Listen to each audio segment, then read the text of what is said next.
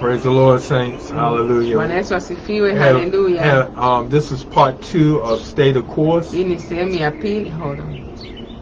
Now start. Praise the Lord, saints. This is part 2 of Stay the Course. Bwana Yesu asifiwe. Hii ni sehemu ya pili ya baki kwenye mwendo. Which is our topic. Ambayo ni somo la leo. We had a little technical difficulty. Remember, the devil is the prince of the airwaves. Tukumbuke shetani ni mfalme wa anga. And this lesson pertains to a lot of the tricks and things that he do to try to hinder the word and the work of God. Hii message ni kuhusu jumbe huu, ni kuhusu jinsi ambazo mbinu zake anajaribu kutuondoa kwenye mwendo. But I know this for a surety. Ninajua hii kwa uhakika. And you should know this always. Na hii ujue pia siku zote. The devil know the word and tremble. Shetani hujua neno na utetemeka. Amen. And God has given us victory. Na Mungu ametupa ushindi. And God has made us more than conquerors in him. Na Mungu ametufanya zaidi ya washindi ndani yake. You're on the winning side. Uko katika upande wa washindi. Say, who's on the Lord's side? Unaona kuna mstari kwenye Biblia watu waliulizwa nani yuko upande wa Bwana? Nothing but the righteous shall see God. Ni wale walio na haki tu ndio watamuona Bwana. Amen. Amina. So the devil, he knows the word and he trembles, he fears it. Shetani analijua neno na anatetemeka na huliogopa neno. Again, the God of peace, which is the Lord, na Mungu wa amani ambaye ni Bwana, will bruise Satan under your feet. Atamuumiza shetani chini ya miguu yako, atamkanyaga shetani chini ya miguu yako. I believe it was Joshua that pulled those kings out of a rock, out of a cave, and told the people of Israel, "God, put your feet on their necks." Yoshua alivuta wale wafalme wa adui, akawaambia watumishi wa Israeli, mkaweke miguu yao kwenye shingo zao. And put them back in the cave to die. Akarudisha kwenye pango. Walikuwa ni wabaya, adui wa Mungu. In the name of Jesus, we have the victory. Tuna ushindi. Reading from Matthew 10. Tunasoma Mathayo 10. And I'm going to the 21st verse. And I'm going to read it again. The brother shall deliver up the brother to death. Na ndugu atamsaliti ndugu ili auawe. And the father the child. Na baba atamsaliti mwana. And the children shall rise up against their parents. Na wana watawainukia wazazi wao. And cause them to be put to death. Na kuwafisha. My brothers and my sisters. Kaka zangu na dada zangu. There are many that are in our homes that look like us. Kuna wengi wako kwenye majumbani mwetu wakati mwingine wanafanana na sisi. The daughters look like their mothers and fathers. Unakuta mabinti wanafanana na mama zao, vijana wanafanana na wazazi wao. The sons they call junior, or the first, the second, and the third. Wale watoto wengine wanapenda kuita watoto wao junior, wa pili, wa tatu, wa nne. But samani wa pili, the hatred of all men for correction, when it comes down to those in your own household, wale ambao wako kwenye nyumba yako mwenyewe, kwenye familia yako, they will turn on you because of the peace, because of the word that you have carried of the Lord. Yani tutafikia wakati wale ambao wako karibu na sisi kwenye familia wanakuta wanatusaliti kwa sababu your own brothers that you slept in the bed with. Kaka zako na dada zako that you grew up together. That you grew up together. They will betray you. Utakuta wanakusaliti. It is when it comes down to the children rising up against you, your own children. Unaona kwamba watoto tumeambiwa watawainukia wazazi. Being disobedient, unruly. Yani wakiwa sio watii, wajeuri. Their days will not be long upon the earth. Unakuta siku zao zinakuwa ni fupi hapa duniani. Because they do not honor their mother and father that their days belong. Kwa sababu walikataa kutii wazazi wao ili siku zao ziwe nyingi. Many are dying because the fact that God's word is true. Wengi unakuta maisha yao yanakuwa mafupi kwa sababu neno la Mungu ni kweli. That what you sow you reap. Kwamba kile unachopanda ndicho unachovuna. It don't make no difference whether you're young or old. Haijalishi kama ni mtoto au mkubwa. Those children that disobeyed their parents in the Old Testament, watoto katika agano la kale ambao hawakutii wazazi wao, they became a pile of rocks. Walikuwa ni mlima wa mawe, walipigwa mawe. People that have sinned within the camp, wale ambao walitenda dhambi katika kambi ile. People have sinned in the congregation of the people, of God's people. Wale ambao hawakutii katika shirika la Mungu, they became a pile of rocks. kufanywa kuwa ni mlima wa mawe. God judgment was very swift there. Adhabu ya Mungu wakati ule ilikuwa ni ya haraka mno. But just what? Lakini unajuaje? Unajua Jesus Christ yesterday, Yesu ni yule yule jana, today, leo and forevermore. na milele. I was saying before we had a break in our transmission.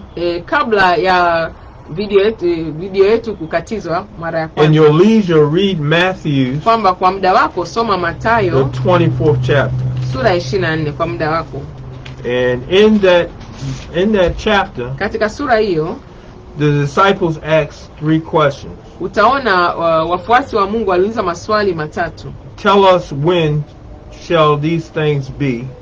Tuambie ni lini haya mambo yatatokea? And what's the sign of your coming?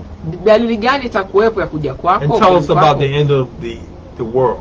Tuambie kuhusu mwisho wa dunia, walitaka kujua. And Jesus will explain to them. Na Yesu akawaelezea And answered those 3 questions. Akajibu majibu hayo matatu, maswali hayo matatu. And it pertains to today, but that's another lesson. Yanahusika na leo, lakini hiyo ni tutalisoma wakati mwingine. But it still goes along with it when it comes to staying the course. Lakini mstari huo tunaotuma mkasome Mathayo 24 linaendana na somo la leo. And being able to run this race with patience. Uweze kukimbia mwendo huu kwa uvumilivu na kwa subira. But you will, because of your faith and believing in the only true and living God, Jesus. Kwa sababu ya imani yako ya kumwamini Mungu aliye wa kweli, Yesu. You will receive persecution. Lazima kuna changamoto utakutana nazo. You know, it's other people proclaim other gods. Kuna watu wengine wana miungu mingine. And people afraid. Na watu wanaogopa kwa kusema chochote. They have so much respect for other gods. Ndio wanavyoabudu, wanaogopa miungu mingine, wanaogopa hata kutaja. As soon as they mention Jesus, ukisema Yesu, they try to make a joke. Wanafanya kwamba huo ni mzaha. They say things of unbelief. Wanasema vitu ambavyo sio vya imani. Even to the point that some even curse him. Wengine hata wanamlaani. For the word of God say, kwa maana neno la Mungu linasema, for all those that hate the Lord, wote wale wanaomchukia Bwana, love death. Wanapenda mauti. We don't hate God. Hatumchukii Mungu. We don't blaspheme God. Hatumkufuru Mungu. We love God. Tunampenda Mungu. And in all thy ways, na katika njia zetu zote, and everything that you do, kila unachokifanya, acknowledge him, umtambue, and he shall direct your path. Ataongoza njia zako. Amen. Let everything be done. Kila kitu kifanyike. Everything that we say and do, kila tunachofanya na kutenda, be done to the glory of God. Kifanyike katika utumishi wa Bwana, kwa ajili ya utukufu wa Bwana. Amen. Amen. Praise the Lord. Bwana Yesu asifiwe. So number 22. Namba 22. It says, and ye shall be hated of all men for my name's sake. Inasema, nanyi mtakuwa mkichukiwa na watu wote kwa ajili ya jina langu. But he that endureth to the end, bali mwenye kuvumilia hata mwisho, shall be saved. Ndiye atakayeokoka. Hallelujah. Hallelujah. That's a promise from God. Hiyo ni ahadi kutoka kwa Mungu. That's a promise from God if you stay the course. Ni ahadi kutoka kwa Mungu kama ukibaki katika mwendo. And why would anybody want to hate you? Hebu jiulize, kwa nini mtu anataka akuchukie wewe? Because of your faith and belief in Jesus. Kwa sababu ya imani katika Yesu Kristo. They got a right to believe in whatever they want to believe in. It's a whosoever will, let them come. Wana haki ya kuamini chochote wanachotaka kwa sababu ni imani ya mambo ya hiari. Wanyenyekea tu. And we acknowledge the truth that he's the only true and living God. Na yeye ndiyo Mungu wa kweli. Ndio tunachofuata, ni hii Biblia tunafuata. For God has given him a name above every name. Kwa maana Biblia inatuambia Mungu amempa jina juu ya majina mengine yote. That at the name of Jesus, every knee shall bow. Kwamba kwa jina la Yesu, and every tongue shall confess. Kila goti litapigwa, kila ulimi utakiri. That Jesus is Lord to the glory of God the Father. Kwamba Yesu ni Mungu kwa utukufu wa Mungu Baba. He got the power. Ana nguvu na mamlaka. And he is life. Na yeye ni uhai, ni uzima. And he made a way. Na ameshatengeneza njia. To eternal life. Wa uzima wa milele. But it is written in the word of God. Imeandikwa katika neno la Mungu. It said that we will be hated by not some men but all men. Yaani hapa mstari wa 22 unasema watu wote. Anywhere you go in the world, ukifika wakati wa mwisho kabisa, there's persecution of Christians. Yaani leo kila unapoenda duniani unaona Wakristo wanapata changamoto. Kila nchi, kila taifa, kuna aina Every aina. state, every city, Kila mji, kila jimbo, kila mji, every home, kila mtaa, kila nyumba. you got a Judas. Lazima kuna msaliti. You got somebody Kuna mtu angalau mmoja that's gonna hate God ambaye anamchukia Mungu and na hate familia, na anakuchukia and wewe, hate the way you emulate or imitate God. na jinsi unavyojaribu kumfuata Mungu, In your in the righteousness and holiness of God. na jinsi unavyojitahidi kufuata utakatifu wa Mungu. But at the same time, we're able to not only pray for their souls, Lakini wakati huo ujitahidi waombee roho zao. if possible, Ikiwezekana, follow peace with all men. neno la Mungu linasema tafuta amani na watu wote, Without holiness, ambao bila utakatifu no man shall see the Lord. hakuna atakayemuona Mungu. Neno la Mungu limesema. I don't care who you are. Haijalishi wewe ni nani. Flesh and blood cannot inherit the kingdom of Neno la God. Mungu linasema mwili na nyama havitarithi ufalme wa mbinguni. And the wrath of man do not display the righteousness of God. Tumeshaambiwa hasira za wanadamu hazitendagi haki ya Mungu. But our Lord here, our Savior, is telling us Bwana wetu, Mwokozi wetu that anatuambia we shall be hated of all men because of His name, tutachukiwa na watu wote kwa sababu ya neno lake, because of this great gospel, kwa sababu ya hii Injili, because of this good news that we carry. kwa sababu ya habari hizi njema. Hallelujah, and being born again. Kwamba tunatakiwa Mungu Hallelujah. tuokolewe. Hallelujah. Thank you, Jesus. Asante Yesu. So here again, He's also said, but he that endureth to the end. Tumeambiwa na neno lake hapa, yule Shall be atakayevumilia saved. mpaka mwisho ndio If you just atakayeokolewa. hold on and hold out, Ukivumilia if you ukabaki continue katika to run mwendo, this race with patience, kaendelea kwenda na huu mwendo, the race is not given to the swift, ushindi, yani mbio hizi hazijapewa na wale wenye nor haraka, the strong, sio wenye nguvu zaidi to sana, the rich, sio kwa matajiri poor. au kwa maskini, but it's given to those that run this race with patience. You got to move. yani unabidi uende mbele. Mbio hizi zimepewa ushindi kwa wale ambao wavumilivu, To stay the course, you got to move. Katika kubaki kwenye mwendo inabidi utembee, sio umesimama tu. There's not a race that they run professionally or in the Olympics. Hakuna mbio zote wanazokimbia On the track. kwa staji kwenye uwanja ule kukimbia. Where they enter the track and just stand there. Wakifika pale kushindana wanaweka mikono tu hivi wanasimama. But they run. Bali wanakimbia. If they don't run, they walk. Wasipokimbia, anayeshinda kukimbia anatembea.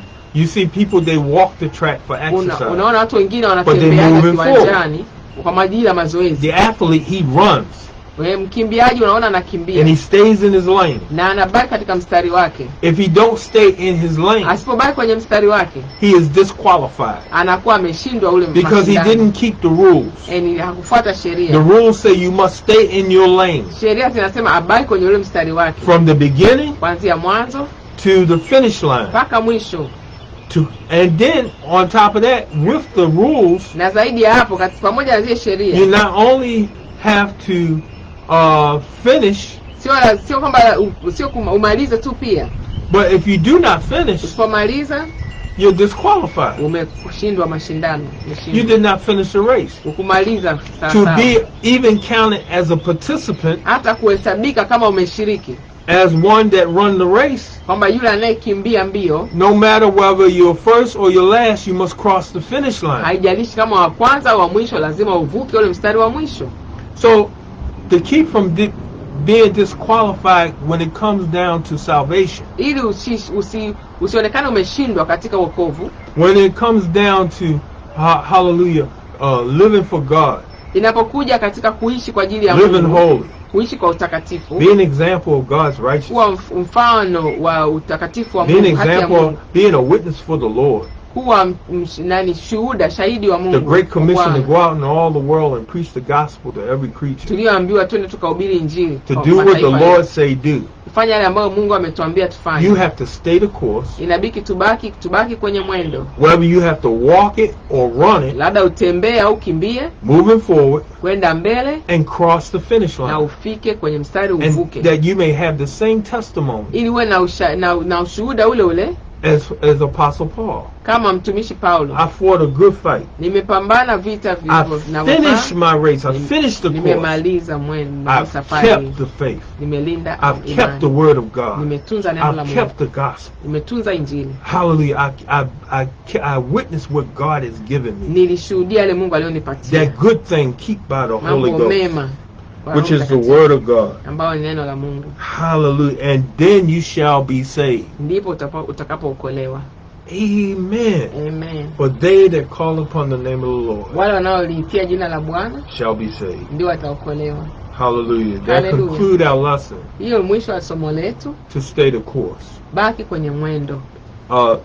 I just want to have a prayer. Anaomba afanye blessing upon God's people. Aombe baraka watu wa Mungu. I would like Evangelist Sims to pray. Nitaomba. And in that prayer we want to, pray for what's, against the pandemic. We like to pray for all those on a bed of affliction. Wale ambao wanaumwa. The first responders, the doctors and nurses, and also the men and women of God that's laying up timber for those that are sick and afflicted. Amen. Because the prayers of the righteous avail much. Men should always pray and not faint. Hallelujah. Let us pray. Haleluya. Tuombe. Mtakatifu, mtakatifu Baba Mungu wa mbinguni, Mungu wa miungu, Bwana wa mabwana uliye mwaminifu, tunanyenyekea chini ya mkono wako kupata nafasi hii Bwana. Mungu, tunasema asante kwa maana imekupendeza kututumia siku ya leo. Bwana, neno hili likawafikia wale wanaostakiwa katika jina la Yesu. Tunaomba uendelee kutuhurumia Bwana katika ugonjwa wa corona. Mungu, ombea wagonjwa waliolala vitandani Mungu. Ombea wanaouguza wagonjwa wa corona Baba. Ombea madaktari, manesi, wafagiaji mahospitali, wasaidizi wa manesi Bwana, wa maabara, sehemu yote ile wanaohudumia ugonjwa huu. Wengine wanaohudumia wagonjwa wakiwa nyumbani. Mungu, katuepushe na ugonjwa huu. Ukaturehemu Mungu pale ambapo tumekosea, tukapata jaribio hili Bwana. Ponya Jehova katika jina la Yesu Baba. Tunaombea viongozi wote wanaofanya maamuzi kuhusu magonjwa haya Baba, na mambo ya afya na mambo ya mataifa. Endelea kuwaongoza sawa sawa na mapenzi yako Mungu. Tunakuhitaji wakati huu Bwana. Baba, saidia neno lako likafikia watu wako pembe zote za ulimwengu. Wale ambao wamepoteza ndugu wakati huu Baba, ukawakumbatie Bwana na kuwafariji Mungu. Baba, waelekeze kwako. Wewe ndio majibu ya mambo ambayo hatuyaelewi, ambayo hatuna majibu katika jina la Yesu Mfalme. Baba, tunaombea kila ambaye anasikiliza, kila ambaye anaangalia Bwana, matatizo alionao kwenye maisha yao Mungu, ukawafunulie. Maana neno lako linasema sikio lako sio zito ukashindwa kusikia, wala mkono wako mfupi ukashindwa kuokoa Bwana. Damu ya Yesu bado inanena. Ulimwaga damu Bwana. Tunaombea China, Afrika Bwana, Amerika Kusini na kaskazini Mungu, mataifa yote ulimwengu, watu wako Bwana. Tunaombea ukombozi mbinguni. Wewe ni Mungu mwenye huruma. Tunaombea neema njema na mpya kila siku Bwana. Hallelujah. Tuna ushindi katika wewe Mfalme. Tunasema asante Mungu wa mbinguni. Umekuwa mwema kwetu Bwana. Tunakupa sifa na utukufu ambayo ni kwa jina lako, kwa Mungu aliye mkuu anayestahili Baba. Kumbuka madaktari na manesi Mungu, wale ambao wanahudumia wagonjwa Bwana, hata polisi wetu Bwana.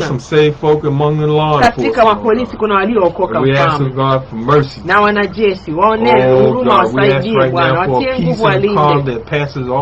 Tunaombea amani ambayo wewe haiwezi kuelezeka kutoka kwako. Tunaomba uongozi na ufahamu kuanzia ikulu Bwana mpaka wachungaji wafanye maamuzi yanayostahili Bwana kwa ajili ya watu wako Baba. Tusaidie Bwana, fanya kwa utukufu wako, fanya yote kwa jina lako. Kuwe na amani katika mataifa yetu Bwana.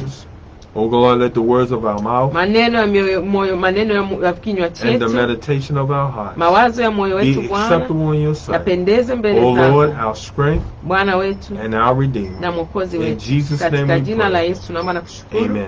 Amina. Amina. God bless you, saints. Mbarikiwe. And God be with you. Peace be unto you. Amani iwe nawe. Peace be unto your heart. Amani iwe na moyo wako, we love na you. Nyumbani kwenu na familia yenu. Lord Terry will be back with another message. Na Mungu akitujalia tutarudi na somo lingine wakati mwingine. God bless. Mbarikiwe.